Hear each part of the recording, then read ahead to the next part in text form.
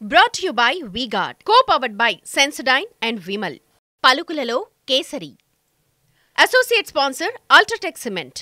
అదే కానీ ఈ టాపిక్ ని మూడు పార్టీలు మూడు విధాలుగా ప్రెజెంట్ చేస్తున్నాయి. ఏమిటా టాపిక్? రాజకీయం ప్లస్ సెంటిమెంట్ కలగలిపిన ఆ టాపిక్ గురించే తేలుద్దాం ఇవాల్టి బర్నింగ్ టాపిక్ లో.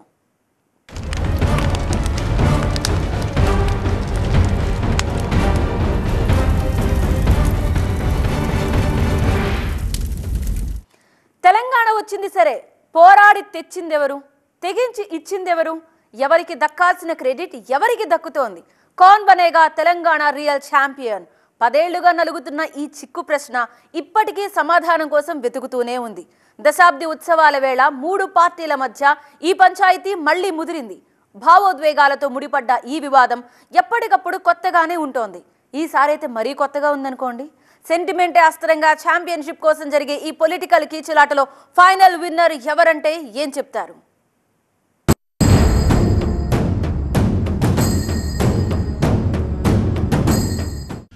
ఏళ్ళు పోరాడి సాగు నోట్ల తలకాయ పెట్టి చివరికి సాగు దాకా పోయి ఈ తెలంగాణ తెచ్చింది నేను. మన తెలంగాణ తల్లి మనకు తెలంగాణ ఇచ్చిన సోనియమ్మని. సోనియమ్మ అంటే తెలంగాణ తల్లి. తెలంగాణ తల్లి వర్సెస్ తెలంగాణ బాపు. ఎవరిచే ఎవరి వల్ల తెలంగాణ సాధ్యమైంది? పోరాటం ఎవరిది? దక్కిన ఫలితం ఎవరికి? ఎవరి నెత్తికి తెలంగాణ కిరీట ధారణ? 10 ఏళ్ల తర్వాత 3 జెండాల మధ్య మళ్ళీ క్రెడిట్ ఫైట్. శ్రీమతి సోనియా గాంధీ గారు తెలంగాణ రాష్ట్రాన్నిచ్చి తెలంగాణ 4 కోట్ల ప్రజల యొక్క ఆత్మగౌరవాన్ని నిలబెట్టినందుకు వారిని సత్కరించడం ద్వారా మేము కృతజ్ఞత తెలియజేయదలుచుకున్నాం శ్రీమతి సోనియా గాంధీ గారికి. వారు మా ఆహ్వానాన్ని అందించి వారు రాష్ట్రానికి రావడానికి ఒప్పుకున్నందుకు వారికి మనస్ఫూర్తిగా కాంగ్రెస్ పార్టీ అధ్యక్షుడిగా తెలంగాణ రాష్ట్ర ముఖ్యమంత్రిగా ధన్యవాదాలు తెలియజేస్తున్నా. తెలంగాణ దశాబ్ది ఉత్సవాల వేళ తెలంగాణ ఛాంపియన్షిప్ వివాదం మళ్లీ మొలకెత్తింది. జూన్ 2న జరిగే రాష్ట్ర అవతరణ దశాబ్ది ఉత్సవాలే వేదికగా తెలంగాణ క్రెడిట్ పై కొత్త వెర్షన్ షురూ కాబోతోంది. 10 ఏళ్లుగా స్తబ్దుగా ఉన్న ఈ అంశం అప్పుడప్పుడు ప్రస్తావనకొచ్చినా పెద్దగా చర్చలో ఉండేది కాదు. కానీ ప్రభుత్వం మారిన వేళ, ఉద్యమ పార్టీ ఉస్సూరుమంటున్న వేళ, కాంగ్రెస్ పార్టీ పూర్వ వైభవాన్ని సంతరించుకున్న వేళ తెలంగాణ ఛాంపియన్ ఎవరన్న ప్రశ్న రిపీట్ కొట్టింది. ఇందులో ప్రధాన పోటీదారులు కేసీఆర్, సోనియా గాంధీ అండ్ అదర్స్. తెలుగు రాష్ట్రం విడిపోయి తెలంగాణ మలి ఉద్యమం ఫలించి కొత్త రాష్ట్రంగా ఏర్పడి 10 వసంతాలు గడిచాయి. ఈ దశాబ్ద కాలంలో ఉద్యమం నాటి జ్ఞాపకాలు కొద్దిగా కనుమరుగైతే కావచ్చు, కానీ ప్రత్యేక రాష్ట్రం కోసం జరిగిన పోరాటం అనేది తెలంగాణ చరిత్ర పుటల్లో నిక్షిప్తం. సహజంగానే ఈ పోరాటంలో రాజకీయ పార్శ్వమే ఎక్కువగా ఎక్స్పోజ్ అవుతుంది. కానీ తెలంగాణ సమాజంలో అనేక మంది అనేక రూపాల్లో సహకరించబట్టే రాష్ట్ర ఏర్పాటు సాధ్యమైందన్నది వాస్తవం. తెలంగాణ కళాకారులు గచ్చెగట్టి ధూమ్ధాం చేయకపోతే తెలంగాణ వచ్చేదా? ఆర్టీసీ, సింగరేణి కార్మికులు అలుపెరగని సమ్మెలు చేస్తేనే కదా ఉద్యమానికి ఊపు వచ్చింది.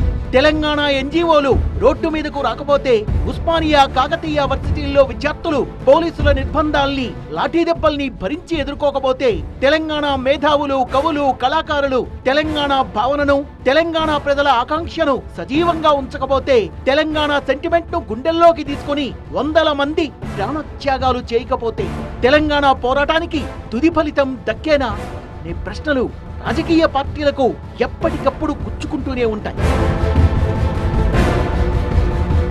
రాజకీయ నాయకులు తమ అవసరాలకు అనుగుణంగా పోరాట పంథాను మార్చుకుంటూ జెండా ఎత్తి ఓసారి, జెండా దించి ఓసారి ప్లేటు ఫిరాయిస్తే జనసామాన్యమే పోరాట బాధ్యతను నెత్తికెత్తుకుంది. కానీ అనేక రకాలుగా సాగిన పోరాటాల్ని సంఘటితపరిచి తెలంగాణ జనగొంతుకను ఢిల్లీ దాకా వినిపించాల్సింది మాత్రం పొలిటికల్ పార్టీలే. ఆ విధంగా తెలంగాణ ఉద్యమానికి నాయకత్వం వహించి కేంద్రంలో రాజకీయ అనివార్యతను సృష్టించిన క్రెడిట్ కేవలం కేసీఆర్ కే దక్కాలి అనేది గులాబీ పార్టీ వాదన. ఈ క్రమంలో కేసీఆర్ ను తెలంగాణ జాతిపిత అనే పట్టం కూడా కట్టింది బీఆర్ఎస్ పార్టీ క్యాడర్. 15 ఏళ్ళు పోరాడి సాగు నోట్ల తలకాయ పెట్టి చివరికి సాగు దాకా పోయి ఈ తెలంగాణ తెచ్చింది నేను. అందుకే నాకు గర్జు ఉంటుంది, ఫికర్ ఉంటుంది, తన్లాట ఉంటుంది. తెలంగాణ ఇవ్వడంలో ఆ రోజు ఉన్నటువంటి ఒక యూపీఏ ప్రభుత్వం ఆలస్యం చేసినప్పటికీ కూడా సోనియా గాంధీ గారు ఒక క్రిటికల్ సర్కమ్స్టాన్స్లో, క్రిటికల్ సిచ్యువేషన్లో ఒక క్రియాశీలమైన పాత్ర పోషించి తెలంగాణ రాష్ట్ర ఏర్పాటుకు తప్పనిసరిగా తోడ్పడ్డారు. ఆ రోజు సుష్మా స్వరాజ్ గారు కావచ్చు, లేకపోతే మీరా కుమారి గారు కావచ్చు, లేకపోతే సోనియా గాంధీ గారు కావచ్చు. అప్పుడు అనుకున్నారు చాలామంది, ముగ్గురు అమ్మలు కలిసి తెలంగాణ రాష్ట్ర ఏర్పాటుకు తోడ్పడ్డారు అని చెప్పని ఆ రోజు అన్నారు. ఒక పక్కన కేసీఆర్ గారు తెలంగాణ ఉద్యమాన్ని ఉద్యమ రథచోదకుడిగా ముందుకు తీసుకెళ్తా ఉంటే, దానికి చివరి క్షణంలో సోనియా గాంధీ గారు తీసుకున్నటువంటి ఒక క్రియాశీలక నిర్ణయం ఏదైతుందో దానివల్ల తెలంగాణ రాష్ట్రం ఏర్పడ్డది. ఎవరేమన్నా పోరాటంలో ముందు నిలబడ్డ కథానాయకుడు కేసీఆర్ అనే మాట తెలంగాణ జనక్షేత్రంలో మోస్తరుగా సుస్థిరమైంది. తెలంగాణ తీసుకొచ్చామన్న కృతజ్ఞతాభావంతోనే 2014లో తమకు జనం ఎలక్టోరల్ బెనిఫిట్స్ ఇచ్చారంటోంది బీఆర్ఎస్. అందులో వాస్తవం కూడా లేకపోలేదు. తెలంగాణ ఏర్పాటు తర్వాత జరిగిన తొలి ఎన్నికల్లో ఓట్ల రూపంలో ప్రజలిచ్చిన తీర్పునే అసలైన కొలమానంగా చెబుతూ వస్తోంది గులాబీ పార్టీ. బీజేపీకి 5 సీట్లు ఇచ్చి, కాంగ్రెస్ కు అంతకంటే ఎక్కువ సీట్లు ఇచ్చి, ఉద్యమ పార్టీ అనే ట్యాగ్ లైన్ తో ముందు నుంచే బరిలో ఉన్న బీఆర్ఎస్ కి మెజార్టీ సీట్లు ఇచ్చి తెలంగాణ ఛాంపియన్ ఎవరో సూచనప్రాయంగా తేల్చేశారా? రెండోసారి 2018లో జరిగిన అసెంబ్లీ ఎన్నికల్లో బోనస్ పాయింట్లు వేసిన జనం నన్ అదర్ దాన్ కేసీఆర్ అని మళ్లీ చాటి చెప్పారా? కానీ అప్పట్లో విభజనకు సానుకూలంగా స్పందించి విధాన నిర్ణయం తీసుకున్న సోనియా గాంధీయే తెలంగాణ అసలైన ఛాంపియన్ అనేది కాంగ్రెస్ వాదన. రాజకీయ భవిష్యత్తుపై లెక్కలేసుకోకుండా కేవలం ప్రజల ఆకాంక్షల్ని గౌరవించి తెలంగాణ ఏర్పాటుకు ముందడుగేసిన సోనియా గాంధీ అసలైన తెలంగాణ తల్లి అని గట్టిగా వాదిస్తోంది హస్తం పార్టీ. ఇవాళ ఎవరెన్ని చెప్పినా, ఎంతమంది అడ్డం పడ్డా, ఇవాళ తెలంగాణ రాష్ట్రం 60 ఏళ్ళ మన కళ సాకారం అయిందంటే శ్రీమతి సోనియా గాంధీ గారు ఇవాళ మనకు తెలంగాణ ఇచ్చారు. 4 కోట్ల ప్రజల గుండెల్లో సోనియమ్మ గుడి కట్టుకొని పూజించాల్సిన అవసరం ఉన్నది. ఇవాళ తెలంగాణలో ఉన్న ప్రతి ఇంట్లో శ్రీమతి సోనియమ్మ పటం పెట్టుకోవాల్సిన అవసరం ఉన్నది. సీమాంధ్ర నుంచి పెద్ద ఎత్తున వ్యతిరేకత వ్యక్తమైన, ఏపీ కాంగ్రెస్ నుంచి ఒత్తిడి ఎదురైన, సీఎం స్థానంలో ఉన్న కిరణ్ కుమార్ రెడ్డి కూడా తిరుగుబాటు బావుటా ఎగరేసిన, పార్లమెంట్ లో ప్రతికూల పరిస్థితుల్ని కూడా తట్టుకొని విభజన బిల్లును ఆమోదించింది సోనియా నేతృత్వంలోని యూపీఏ ప్రభుత్వం. సోనియా గాంధీ తీసుకున్న సాహసోపేత నిర్ణయాల్లో తెలంగాణ ఏర్పాటు కూడా ఒకటి. తెలంగాణ సోనియా గాంధీ గారు లేకుంటే ఎప్పటికీ వచ్చేది కాదు అనేది తెలంగాణ ప్రజల యొక్క భావన, అది కాంగ్రెస్ పార్టీ యొక్క భావన. సోనియా గాంధీ యొక్క త్యాగం కూడా ఉంది దాంట్లో. రాజకీయంగా 2 ప్రాంతాల్లో నష్టపోతుందని తెలిసినప్పుడు కూడా తెలంగాణ ఇచ్చిన తల్లిగా యావత్ ప్రపంచానికి తెలుసు, ప్రత్యేకించి కేసీఆర్ గారికి కూడా తెలుసు. ఆయన సభలో కూడా అడ్రస్ చేసింది. కాబట్టి పార్లమెంట్లో అప్పుడు ప్రధాన ప్రతిపక్షంగా ఉన్న బీజేపీ సపోర్టుగా నిలబడకపోతే తెలంగాణ వచ్చేదా అనే ప్రశ్న కూడా లేకపోలేదు. తెలంగాణ రాష్ట్ర ఏర్పాటుకు బీజేపీ అనుకూలమా కాదా అనే సందేహానికి ఆస్కారం లేదు.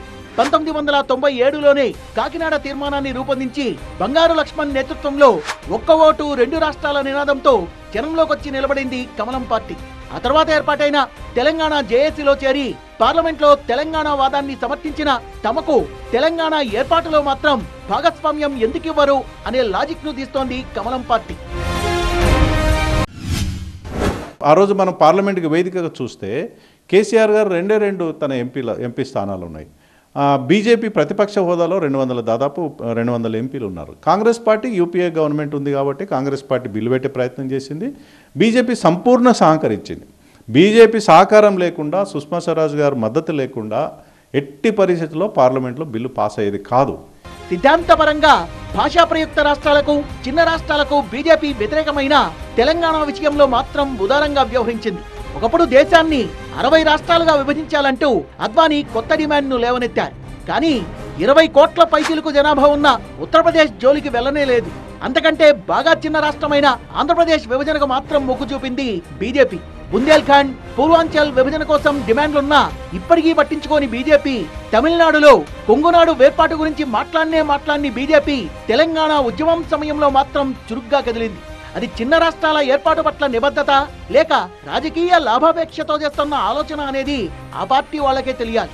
తెలంగాణ ప్రజల్లో అప్పుడు చురుగ్గా తిరిగిన సుష్మా స్వరాజ్ తెలంగాణ చిన్నమ్మ అనే ట్యాగ్ లైన్ ను కూడా సాధించుకుంది. తాము అధికారంలో లేని చోట్ల మాత్రమే విభజన మంత్రాన్ని ఎత్తుకునే బీజేపీ ధోరణి కొందరికి అనుమానాస్పదమైంది. ఏదేమైనా కేంద్రంలో మధ్యవర్తిగా నిలబడి పార్లమెంట్లో అనుకూలంగా మాట్లాడి తెలంగాణ రాష్ట్ర సాధనను సరళతరం చేసింది కమలం పార్టీ. సో ప్రత్యేక రాష్ట్రాన్ని సాధించాలన్న తెలంగాణ ప్రజల బంగారు కలను సాకారం చేయడంలో మూడు పార్టీలు కూడా పోటీ పడ్డవి. కాకపోతే ఎవరెంత చెమటొచ్చారు, ఎవరి చిత్తశుద్ధులు ఎంత మాత్రం అనే లెక్కల్లోనే తేడా కొట్టేది. తెలంగాణ ఇచ్చిన సోనియానే తెలంగాణ తల్లి అంటోంది కాంగ్రెస్ పార్టీ. కాదు కాదు, చావు నోట్లో తలపెట్టి తెచ్చిన కేసీఆరే తెలంగాణ బాపు అంటోంది బీఆర్ఎస్. సుష్మా స్వరాజ్ చొరవే తెలంగాణ ఏర్పాటుకు కారణమని వాదిస్తోంది బీజేపీ. ఎవరి వాయిస్ ను వాళ్ళు జనంలోకి తీసుకువెళ్లి సెంటిమెంట్ సీన్లను రిపీట్ చేస్తున్నారు. ఈ క్రెడిట్ ఫైట్ లో అధికార కాంగ్రెస్ పార్టీ ఒక అడుగు ముందే ఉంది. మేమైతే తగ్గేదేలే అంటూ ఛాంపియన్షిప్ ను నిలబెట్టుకునే ప్రయత్నంలో ఉంది బీఆర్ఎస్. కొత్త రాష్ట్రం ఏర్పడ్డాక జరిగిన తొలి ఎన్నికల్లో కేసీఆర్కే పట్టం గట్టి 10 ఏళ్ల పాటు అధికారమిచ్చి తెలంగాణ మీద సర్వ హక్కుల్ని గులాబీ దళపతికే కట్టబెట్టినంత పనిచేసింది తెలంగాణ ప్రజానీకం. ఆ విధంగా తెలంగాణ రాష్ట్ర సాధనలో అసలైన పేటెంట్ ఎవరికి అనే సందేహానికి సమాధానం దొరికినట్టయింది. కానీ ఇదంతా 6 నెలల కిందటి గతం. గులాబీ రంగు గుబాళించిన 10 ఏళ్ల స్వర్ణయుగమది. ఇప్పుడు సీజన్ మారింది. మరైతే ఛాంపియన్షిప్ కూడా చేతులు మారాల్సిందేనా? వాజ్పేయి గారిని చూసినాం, ఒక ఓటు 2 రాష్ట్రాలు అనేటువంటి నినాదంతో భారతదేశ సాంప్రదాయ రాజకీయ నాయకులు ఎవరున్నా కూడా తెలంగాణ రాష్ట్రం సాకారమయ్యేది కాదు. ఆమె సోనియా గాంధీ కాబట్టి తెలంగాణ రాష్ట్ర కాంక్ష అనేది సాకారమైంది. కాబట్టి ఆమెను గౌరవించాల్సిన బాధ్యత తెలంగాణ మీద ఉంటుంది. ఇది మనం ఇవాళ అనడం కాదు. కేసీఆర్ గారు తెలంగాణ రాష్ట్ర ఆవిర్భావ ప్రకటన తర్వాత స్వయంగా సోనియా గాంధీ గారి దగ్గరికి వెళ్ళి మీ వల్లే తెలంగాణ వచ్చిందని చెప్పారు. 1969లో 369 మందిని కాల్చి చంపితే తెలంగాణ తొలి ఉద్యమం అణచివేతకు గురైంది. ఆ తర్వాత మలి ఉద్యమం చాలాసార్లు మొదలైంది, ముగిసిపోయింది కూడా. మంత్రి పదవిని గడ్డిపోచ కింద విసిరిపారేసిన కొండా లక్ష్మణ్ బాపూజీ, తెలంగాణ ప్రజాసమితి పేరుతో పార్టీ పెట్టి 10 మంది ఎంపీల్ని గెలిపించుకున్న మర్రి చెన్నారెడ్డి, బతకడానికి కర్ణాటక నుంచి వరంగల్కొచ్చి తెలంగాణ కొట్లాటకు తోవ చూపించిన కాళోజీ, ఉద్యమానికే జీవితాన్ని త్యాగం చేసి పెళ్లి కూడా చేసుకొని ప్రొఫెసర్ జయశంకర్, మా భూములు మాకే అని తెలంగాణ పోరాటంలో పాటతో పోరాడిన ప్రజాయుద్ధ నౌక గద్దర్, ఇవన్నీ తెలంగాణ మలి ఉద్యమంలో పేరు మోసిన కటౌట్లే. కానీ వాళ్ళందరూ కాలం చేసిన కేసీఆర్ ఒక్కరే ఇప్పటిదాకా లైమ్ లైట్ లో ఉంటూ అలు పెరగని ఫైటింగ్ చేశారనేది బీఆర్ఎస్ వాదన. 1947లో స్వాతంత్రం వచ్చింది. ఏదో బ్రిటిష్ వాళ్ళు స్వాతంత్రం ఇచ్చారని అనుకోవడం అంత పొరపాటు మరొకటి ఉండదు. భారతీయులు సాధించారు. 6 దశాబ్దాల తెలంగాణ ఆకాంక్షను సజీవంగా ఉంచి 10 సంవత్సరాల వరకు పోరాటం చేసి సాధించిన చరిత్ర కేసీఆర్ గారిది. తెలంగాణ మహాసభ, తెలంగాణ జనసభ, తెలంగాణ జనపరిషత్, ఇలా తెలంగాణ పోరాటంలో లెక్క కందని సంఘాలు బోలెడన్ని ఉన్నా తెలంగాణ రాష్ట్ర సమితి అనే గులాబీ జెండా మాత్రమే ఉద్యమం చివరిదాకా తలెత్తుకు నిలబడ్డ మాట వాస్తవం. ఉమ్మడి రాష్ట్రంలో తెలంగాణ భాష, తెలంగాణ యాస, తెలంగాణ సంస్కృతి నిర్లక్ష్యానికి గురైందన్న భావనను తనదైన శైలిలో జనానికి అర్థమయ్యేలా చేసింది. అన్ని వర్గాలను ఉద్యమంలో భాగస్వాములుగా మార్చింది. నిరాహార దీక్షతో ప్రాణాల మీదకు తెచ్చుకుంది. అన్నీ మా కేసీఆరే గాని ఫ్లాష్ బ్యాక్ లోకి వెళ్తోంది గులాబీ దండు. ఇలా కేసీఆర్ గారు సరే ఎన్నికల్లో ఆయన పార్టీ అధికారంలోకి రాకపోవచ్చు, కానీ వాళ్ళ తెలంగాణ ప్రజల హృదయాల్లో నుంచి కేసీఆర్ గారిని చెరిపేయగలుగుతారా?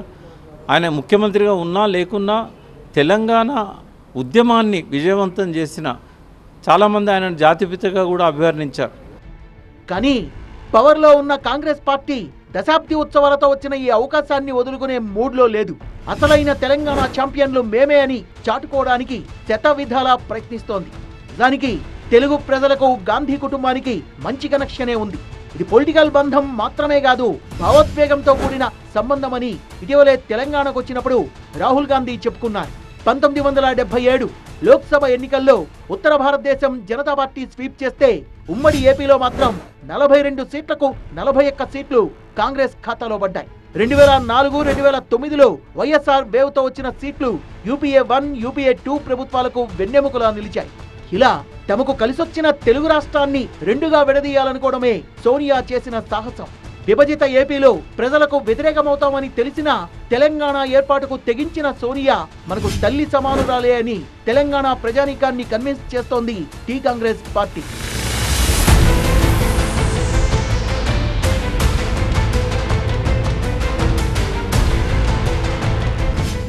తెలంగాణ తెచ్చింది తెలంగాణ ప్రజలు. అంతిమంగా దాన్ని చట్టసభల్లో బిల్లు పెట్టి పాస్ చేసే దగ్గర ఒక కీలక పాత్ర కాంగ్రెస్ పార్టీ అధ్యక్షురాలుగా, అప్పుడు అధికారంలో ఉన్న యూపీఏ చైర్పర్సన్గా సోనియా గాంధీ గారి పాత్ర కూడా చాలా కీలకమైంది. దాన్ని మనం కొట్టిపారేయటానికి వీల్లేదు. ఇది మనం ప్రధానంగా గ్రహించాలి. కర్ణాటక తర్వాత తెలంగాణలో గెలిచిన కాంగ్రెస్ పార్టీ దక్షిణాది మీద క్రమంగా పట్టు బిగిస్తోంది. ఇదే గ్యాప్ లో సోనియా కటౌట్ ని పెద్దగా చేసి తెలంగాణ తల్లిగా ఎక్స్పోజ్ చేస్తే దశాబ్ది ఉత్సవాల వేదికపై హవా చాటితే హస్తం పార్టీ పూర్తిగా పూర్వ వైభవం సాధించుకుంది అనే భావన కలిగించొచ్చు. ఇప్పటికే తెలంగాణ గీతం, తెలంగాణ చిహ్నం అన్నింటి రూపురేఖల్ని మార్చేసి తెలంగాణ అస్తిత్వంపై తనదైన ముద్ర వేసే ప్రయత్నంలో ఉన్న రేవంత్ రెడ్డి తెలంగాణ ఛాంపియన్షిప్ కూడా తమదే అని చాటింపు వేసుకుంటూ సోనియా గాంధీని సీన్లోకి తీసుకొస్తున్నారు. రేవంత్ అమలు చేస్తున్న ఈ వ్యూహాత్మక ఎత్తుగడను ఓరకంట గమనిస్తూ వస్తోంది BRS party.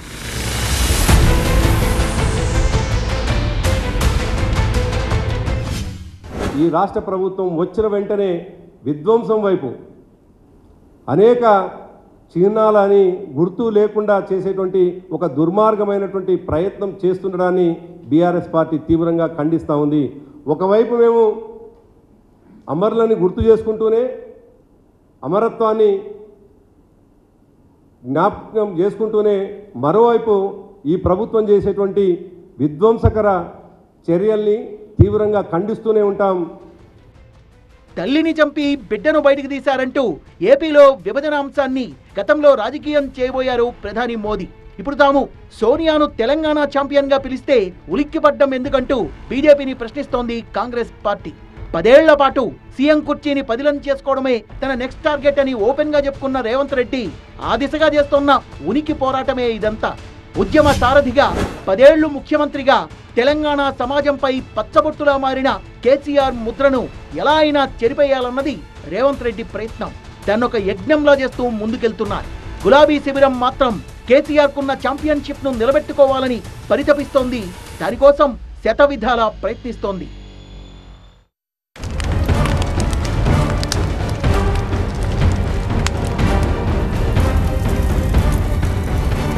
Brought to you by V-Guard, co-powered by Sensodyne and Vimal. పలుకులలో kesari. Associate sponsor Ultratech Cement.